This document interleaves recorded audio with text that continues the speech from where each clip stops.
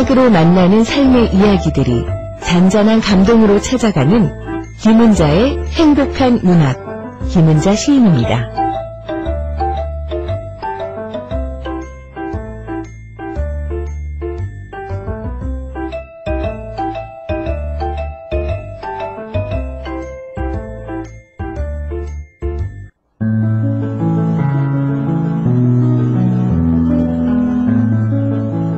김은자의 행복한 문학.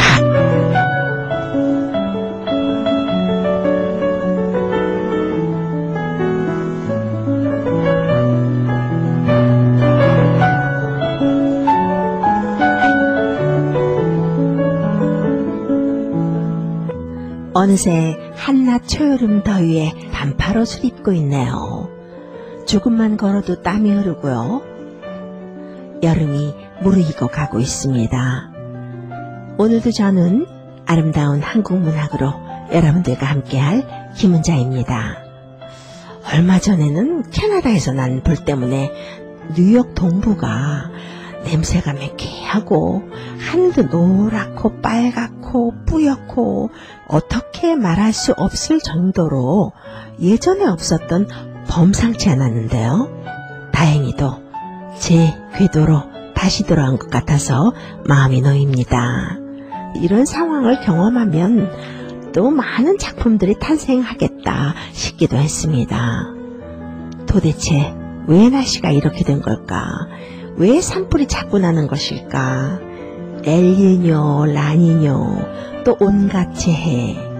우리의 지구는 지금 어디까지 온 것일까? 참 여러 가지 생각이 들었을 겁니다. 특별한 현상을 보면 작가들은 글부터 쓰고 싶어지잖아요. 당연 문학 작품들이 탄생했겠죠.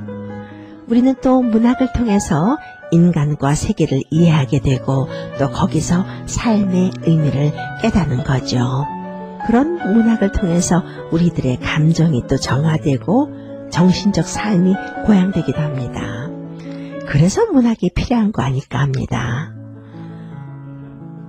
어느 시인의 시처럼 큰 나무, 작은 나무, 굽은 나무, 잘려나간 나무, 곧게 뻗은 나무, 개참나무, 아카시아 호박나무, 너무도 볼품없는 잡초까지 어우러져서 거기에 새소리, 매미소리, 풀벌레 소리까지 함께 어우러진 곳, 숲.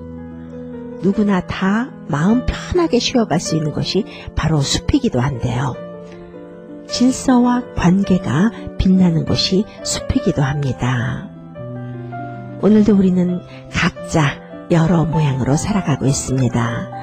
동그라미, 네모, 부러진 세모, 그 모양들이 한데 어우러져서 사는 모습들, 때로는 섞이면서, 때로는 분리되면서, 때로는 다치면서, 때로는 또 서로를 보듬기도 하면서 사는 모습을 한 편의 시로, 한 편의 수필로, 한 편의 소설로 탄생시키는 것이 작가이기도 합니다. 그런 글들을 나누는 것이 이 시간이기도 하고요.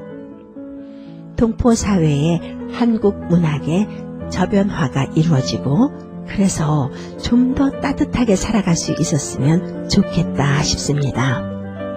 오늘도 여러분들과 좋은 한국 문학으로 꽉 채우면서 힘차게 페이지를 열겠습니다. 꽃밭에 앉아서 꽃잎을 보네.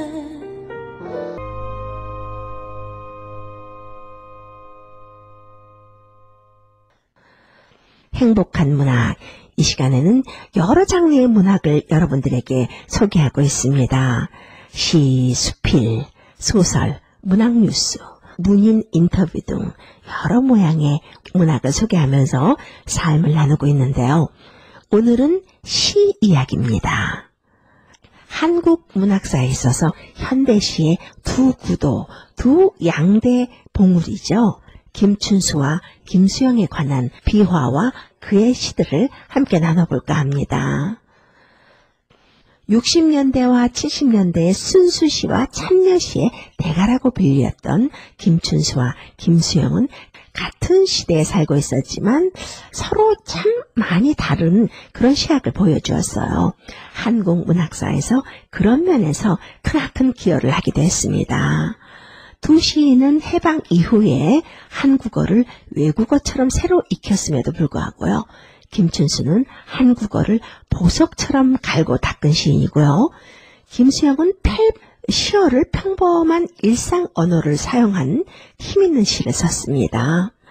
김춘수 시인은 언어에서 의미를 빼버리는 것과 동시에 문학과 현실과의 끈을 놓아버리고 자신의 내면으로 잦아들어서 실존적인 그리고 존재의 문제를 성찰한 반면에요. 김수영 시인은 언어의 의미를 부여함과 동시에 문학과 현실을 합치해서 시 속에서 현실의 문제에 대해서 끊임없이 저항을 했습니다. 두 분의 시 중에서 한국 문학사에 가치 있고 또 우리가 좋아하고 애송하는 시들이 많이 있습니다. 그들의 시와 더불어서 비화, 문학사적 이야기 등을 함께 나눠보도록 하겠습니다. 문학에 얽힌 비화 하면 좀 덜한데요. 문학사 하면 좀 진부하고 좀 재미가 없어지는데요. 어렵지 않게 쉽고 재미있게 풀어보겠습니다. 시인이자 평론가인 이재훈의 대담집 나는 시인이다 팬덤 복수에서 펴냈는데요. 거기에 나온 이야기입니다. 이재훈 평론가가 2001년부터 2011년까지 모두 35명의 시인을 만나서 그들의 시와 삶에 대한 이야기를 들었다고 합니다. 그러니까 그때는 김수영 시인은 이미 작고를 한 상태였고요. 김춘수 시인은 2004년에 사망했으니까 살아있을 적입니다. 이런 비화를 그래서 우리가 또 들을 수 있는 거죠. 김춘수 시인이 이재훈 평론가와 대담을 하면서 이렇게 말했다고 합니다. 김수영의 풀이라는 시를 보면서 내가 써보고 싶었던 것을 벌써 썼구나 하는 생각이 들었다. 라고요. 이렇게 일종의 라이벌 의식, 질투가 생긴 거죠. 나보다 선수를 쳤구나 하는 생각. 문학계에도 그런 것들 많습니다. 타 예술계도 마찬가지고요. 그래서 김춘수 시인은 의식적으로 시세계가 좀 더 내면으로 들어오게, 내면을 향하게 되었다고 합니다. 이재훈 평론가가 김춘수 시인에게 되물었다고 해요. 그러면 김춘수 시인님께서는 내 본래 의식은 역사 허무주의였다라고 하셨는데 1960년대 김수영이 참여시를 많이 썼기 때문에 그 반대 진영 쪽이라고 할 수 있는 내면 세계로 더 침잠한 것은 아닌가요? 라고 물었나 봐요. 그랬더니 김춘수 시인이 그 말이 옳다라고 수긍했다고 합니다. 이 말은 단순하게 고개를 끄덕이면서 그 말이 옳다라는 말에 그치는 것이 아닙니다. 한국 시문학사에 있어서 큰 양대의 그 두 개의 봉우리가 서로의 모양을 띠면서 우뚝 설 수 있는 그런 이야기죠. 그러면서 김춘수 시인은 이렇게 말을 했다고 합니다. 현실에 부딪히면 현실에 대한 울분 같은 것도 있는 것이지만 김수영이 벌써 이미 그런 시를 썼기 때문에 의식적으로 더 나는 내면 세계로 들어오게 됐다라고 말했다고 합니다. 그러면서 내 생애의 시인으로서 라이벌 의식을 가진 시인은 그 사람 김수영뿐이라고 고백했다고 합니다. 김춘수 시에 나타난 언어는 김수영의 언어와 비교하여 보였을 때 김춘수의 언어는 보석과 같이 갈고 닦은 것처럼 섬세하고 유익하다고 평하고요. 그리고 언어가 일상어가 아닌 시적 언어가 많이 표현되었습니다. 우리가 좋아하는 시죠. 그의 시 샤갈의 마을에 내리는 눈, 참 환상적인 시인데요. 그 시에서도 보면 봄을 바라고 섰는 사나이의 관자놀이에 새로 돋는 정맥이 바르르 떤다라는 표현이 있고요. 그런가 하면 또 눈은 수천 수만 개의 날개를 달고 하늘에서 내려와 샤갈의 마을에 지붕과 굴뚝을 덮는다라는 표현이 있습니다. 그런 말은 우리가 일반적으로 대화를 할 때 사용하는 말과는 거리가 먼 시어들이잖아요. 그런가 하면 김수영 시인의 시에서는 김춘수 시인과 반대로요. 한국 현대시 사상 처음으로 시적인 말과 일상적인 말의 차별을 완전히 무너뜨려 버렸습니다. 시와 삶을 완전히 일치시키려는 김수영의 치열한 노력의 결과이기도 한데요. 김수영 시인은 현대 문명과 현실을 비판하던 서정적 모더니스트에서 자유와 저항을 부르짖는 참여시 작가로 정말 모질고 격한 비바람 같았던 우리 역사와 함께 서서 시대와 함께 변모하면서 또 고뇌하면서 그랬던 시인이 김수영 시인이기도 합니다. 그래서 그런지 그는 떠났지만요. 그의 시는 여전히 우리 곁에 남아서 삶과 현실에 대한 강한 메시지를 던지고 있어요. 김춘수 시인의 대표작 꽃을 먼저 들어볼까요?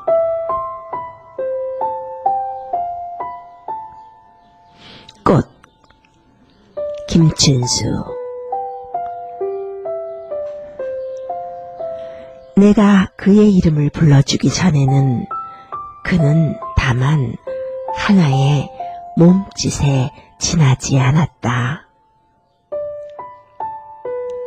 내가 그의 이름을 불러주었을 때 그는 나에게로 와서 꽃이 되었다.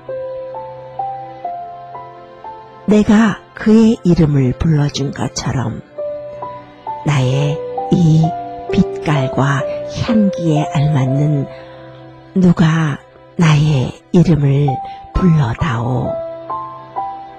그에게로 가서 나도 그의 꽃이 되고 싶다.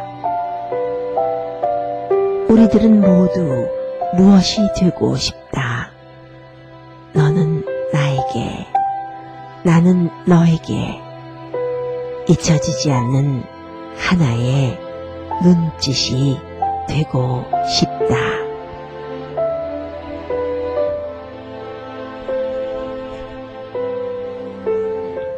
이 시는 여러분들도 너무나 잘 알고요. 김춘수 시인의 대표시이기도 합니다. 그런가 하면 시인들이 좋아하는 애송시 1위에 오르기도 한 시입니다. 릴케와 실존주의 철학의 영향을 많이 받은 꽃을 소재로 한 초기시부터 관념을 배제하고 본질을 파악하고자 한 무의미 시에 이르기까지 60년 가까이 한국 시단에서 모더니스트 시인으로서의 위상을 지켜온 시인이 김춘수입니다. 이데올로기가 배제된 무의미 시를 많이 썼던 것은 일제시대에 겪은 개인적 체험과 무관하지 않다고 합니다. 김춘수 시인은 일제에 저항하거나 본격적인 독립운동을 한 것은 아니에요. 근데 니온 대학 유학 시절인 일제 말기에 옥살이를 했어요. 학업을 중단한 것은 물론이고요. 경남 통영의 만석군 집안에서 태어났습니다. 참 유복한 가정의 자녀였죠. 일본 유학 시절 이웃에 살던 한국인 고학생들을 따라서 도쿄 인근의 가와사키 항구에서 하역 작업을 하러 몇 차례 간 적이 있었는데요. 돈이 궁해서가 아니라 순전히 호기심 때문이었다고 하는데요. 휴식 시간에 한국인 67명이 모여서 일본 천황이나 총독 정치 등에 대해서 한국말로 비판을 했었는데 그것이 문제가 된 것이에요. 요코하마 헌병대에서 헌병보로 일하던 한국인 유학생이 그 자리에 섞여 있었는데 고발을 한 거죠. 이로 인해서 7년간 옥살이를 했고 퇴학을 맞기는 물론이고요. 고향에 돌아온 뒤에도 불령선인의 딱지가 붙은 채 살아갔다고 합니다. 그것은 그의 연작시 처용단장을 통해서 당시 수감 경험 등을 일부 밝히기도 했는데요. 냉수탄 고문을 당했었는데 그게 두려워서 모든 것을 털어놓았던 자신을 보면서 나는 기질적으로 항일운동 등에 맞지 않나 보다 라면서 참 많이 좌절했었다고 합니다. 시인으로서 그거는 큰 좌절이죠. 무엇보다 함께 수감돼 있던 일본의 유명한 좌파 교수가 김이 모락모락 나는 빵을 혼자 먹는 것을 보면서 이데올로기를 믿지 않게 되었다고 합니다. 사상가와 실천가는 다르다는 것을 그때 깨닫게 되었다고 하는데요. 관념을 배제한 무의미시들이 이런 경험이 바탕이 되었다고 합니다. 김춘수 시인은 1922년 경상남도 통영군에서 삼남 1녀 중에 장남으로 태어났습니다. 경기고등학교를 졸업했고요. 일본에서 또 니혼대학 예술학부에서 공부도 했습니다. 1942년에 천황과 조선 총독부를 비판했다고 퇴학당하기도 했고요. 참 파란만장하죠. 1946년에 다시 귀국해서 통영중학교 마산고등학교에서 교사를 역임했습니다. 1946년에 애가를 발표하면서 등단했고요. 이때부터 시를 본격적으로 발표하기 시작했습니다. 경북대학과 영남대학교 국어국문학과 교수로 재직했습니다. 1948년 첫 시집인 구름과 장미를 출간했고요. 꽃을 위한 서시, 늪, 부다페스트에서 소녀의 죽음, 처용, 비에 젖은 달 등 수많은 시집이 있습니다. 그런가 하면 김수영 시인은요, 그의 모든 시에서 정말 세상에 대한 그 불만, 또 자신의 욕망을 강한 어조로 토해낸 시인이기도 합니다. 비판적이고 이 철학적인 시를 많이 썼는데요. 그 시를 통해서 시대를 고발하면서 그때까지 누구도 쓰지 않았던 일상적인 언어로 충격적인 시를 쓴 시인이기도 합니다.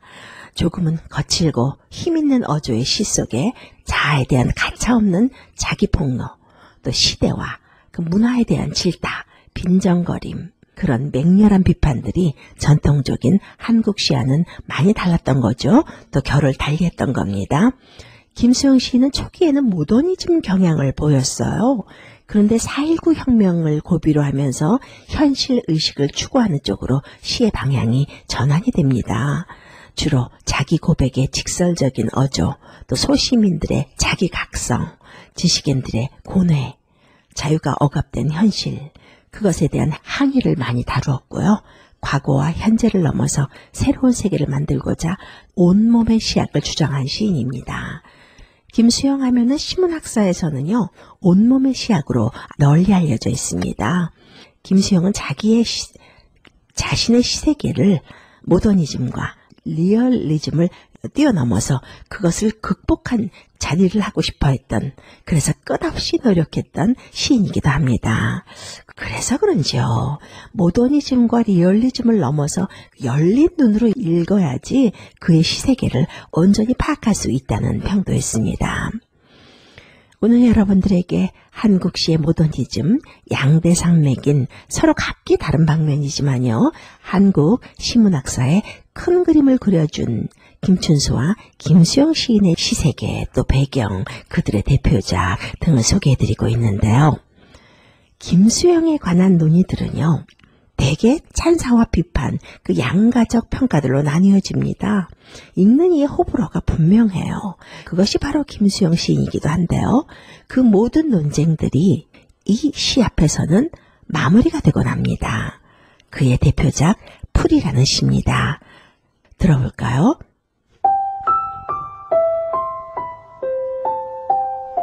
풀, 김수영. 풀이 눕는다. 비를 몰아오는 동풍에 나부껴 풀은 눕고 드디어 울었다. 날이 흐려서 더 울다가 다시 누웠다. 풀이 눕는다. 바람보다도 더 빨리 눕는다. 바람보다도 더 빨리 울고 바람보다 먼저 일어난다. 날이 흐리고 풀이 눕는다. 발목까지, 발밑까지 눕는다. 바람보다 늦게 누워도 바람보다 먼저 일어나고 바람보다 늦게 울어도 바람보다 먼저 웃는다. 날이 흐리고 풀뿌리가 눕는다.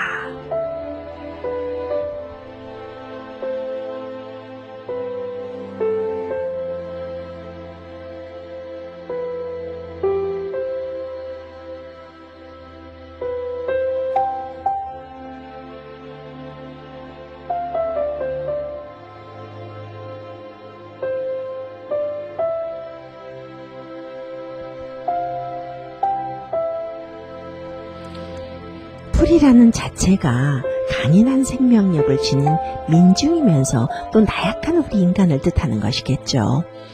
이 시는 김수영이 타계한 그 해에 발표된 마지막 작품이기도 합니다. 김춘수의 꽃도 그런데요. 김수영의 풀, 이 시도 100명의 시인들을 대상으로 한 설문에서 가장 많은 추천을 받은 시기도 해요. 전위적 모더니즘이 느껴지잖아요. 현대문학 8호로의 6호로 발표된 작품입니다. 김수영의 대표적으로 주저없이 거론되는 시이고요. 또 김수영의 작품 가운데서도 몇 손가락 안에 드는 난해한 작품이다라는 평을 받고 있는 시이기도 합니다. 한국에 가면 도봉산 기슭에 김수영 시비가 있습니다. 김수영 시인이 생전에 도봉산 그쪽에 살았다고 하는데요. 그 시비에 풀이 새겨져 있던데요. 김수영은 4.19 혁명 이후에는 시대를 고발하고 시대에 동참하는 참여시를 많이 썼습니다. 풀이라는 이 시도요. 상위 계층보다 하위 계층의 민중을 의미하는 시잖아요. 참여시들이 사실 한국 현대시의 지평을 많이 넓혀주었습니다. 풀에 대한 해석은 여러 가지가 있는데요. 바람보다 먼저 일어나고 바람보다 늦게 울어도 바람보다 먼저 웃는다. 이 강인한 외부적 고난에 굴복하지 않는 강인한 풀의 생명력을 노래한 시입니다.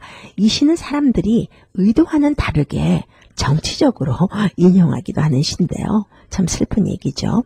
그래서 문학을 잘 이해할 필요가 있습니다. 반세기가 지난 지금도 한국인의 가슴 속에 풀처럼 눕고 울고 또 일어서면서 푸르게 살아있는 시라는 것이 바로 그 이유가 되겠죠. 김수영 시인은 1921년 종로구 관철동에서 팔남매의 장남으로 태어났습니다. 어린 시절 많이 약했다고 해요. 설린 고등상업학교를 다녔는데요.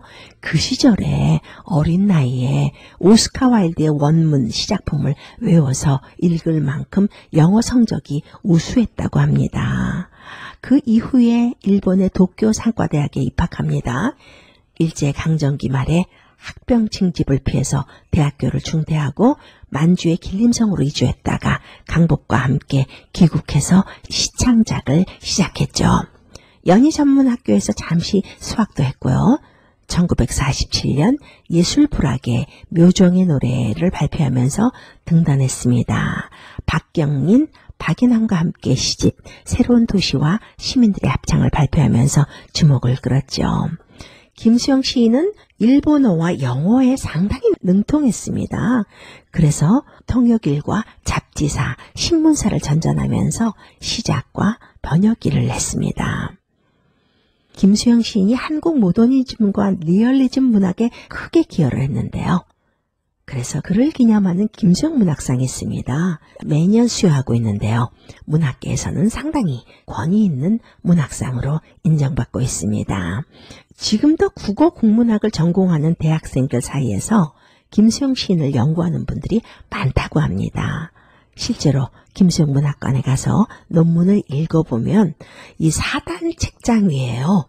김수영 시인의 시를 공부한 학자들의 논문이 가득 쌓여 있을 정도로 문학 연구하는 사람들의 사랑을 많이 받고 있는 시인이기도 합니다. 김수영과 김춘수는 그 실론과 시세계를 대립적 관점이 많이 있습니다. 두 시인의 실론과 시세계의 참여와 순수의 대립구도, 또 존재미학과 형식미학의 대립구도들을 파악하는 논의에 이르기까지 김수영과 김춘수의 실론과 시세계는 상호 배제적인 두 입장을 대표하는 것으로 연구되고 있습니다. 오늘은 한국 신문학사의 우뚝 선 두 봉우리 김춘수 시인과 김수영 시인의 작품 세계와 대표작 생애에 대해서 조금 들어봤습니다. 시간이 다 됐네요. 즐거운 주말 되시고요. 다음 주에 뵙겠습니다. 진행의 김은자였습니다.